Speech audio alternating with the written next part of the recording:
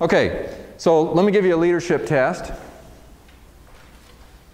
This requires you to close your eyes. So close your eyes, and with every eye closed, point north.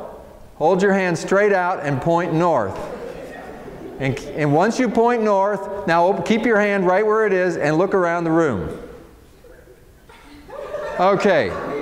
Some of you believe that north is up in the sky somewhere. Don't try to get to North Georgia by going up, okay? You'll never get there. Some of you think it's this way, some of you think it's this way, some of you think it's this way. Who knows? Now, if we all were to go and walk outside, maybe we'd get another perspective. Maybe if we were all to walk over to Highway 85 and we stand there and to see how it runs, we'd get another perspective. Who knows? I bet that if we had enough discussion and could share why we feel the way we do, we could probably come to some consensus. And the reality of leadership is simply this, that we all have different perspectives. And there's nobody who's right all the time. And we get to rightness through teamwork, by sharing our ideas, by collaborating. Some of the best leaders are the people who are open to being changed, who are open to being led at certain times by other people, who don't have a leader complex, that feel like they have to be the leader all the time. The best leaders are the ones who, when they hear something that's maybe even totally opposite from what they thought themselves, they don't have such an attachment to their own beliefs that they can't let go of it.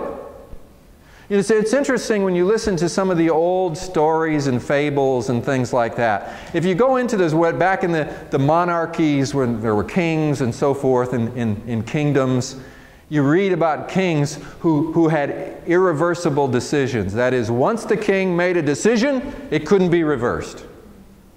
Is that leadership? I mean, there's a lot of people who are like that. And then there's a lot of people who can't make a decision. The reason I said close your eyes is because you look around the room before you point north. And then you go, okay, I see so-and-so pointing this way and so-and-so. Okay, I'll point that way. You have to be able to have an opinion, but you have to also be able to listen to the opinions of others and to be able to collaborate. And leadership comes through those kinds of principles. How about a followership test? All effective leaders have to be effective followers. So I'm going to be the leader and you're going to be the follower in this exercise. So pull out a piece of paper that you can tear into pieces. Just a blank piece of paper. If somebody has some and other people don't, give other people at your table a blank piece of paper.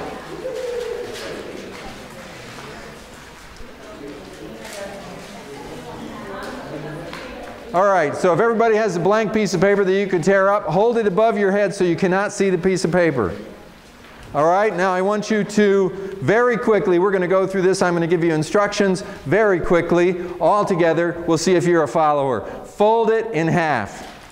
Don't look at it. Fold it in half. All right, tear the top right corner off of what you've just folded and put it down on the table. Fold it a second time in half. Tear the lower right corner off and put it on the table. Fold it a third time. Now that you've folded it a third time, tear the top right corner off and put it on the table. And once you've done that, open your piece of paper, hold it up so that we can all see it. And we'll see, what is this?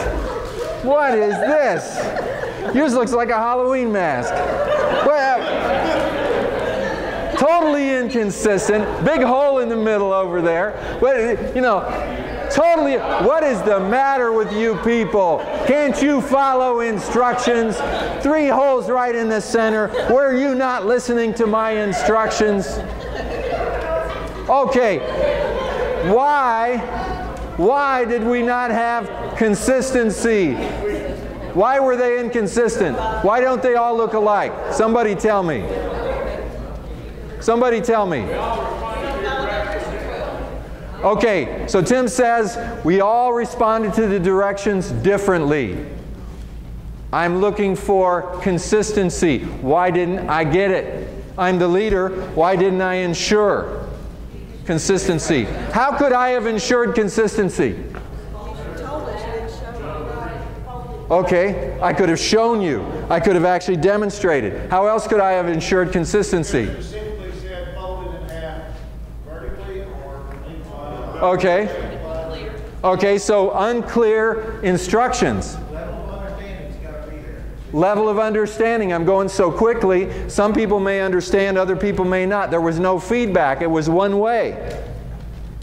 So if we are going to have followership, we got to be clear. We have to get feedback. We have to get that interaction going. I mean, I didn't do anything that a leader should do. But what about you? You're the followers. What is your responsibility as a follower? Feedback. If you're not sure, ask. Stop the leader for a second and say, I have a question. Maybe it's a stupid question. You know, followers have to have the courage to ask a stupid question. Because we all are going in this direction and there are assumptions, and pretty soon we're going to get to the point where we didn't accomplish our goal. When you realize that we're not going to accomplish our goal, it's your responsibility to talk to the leader, to give feedback to the leader. It's a two-way street. Followership is a form of leadership. Because when everybody's marching off the cliff, if nobody says anything, if the emperor has no clothes and nobody says anything, where is the leadership among the followers? So effective leaders have to be effective followers. And we have to engender these same qualities in the people that work for us. Teach them what it is to be an effective follower. Teach them what it is to be an effective leader. And then model and demonstrate that every day in what you do.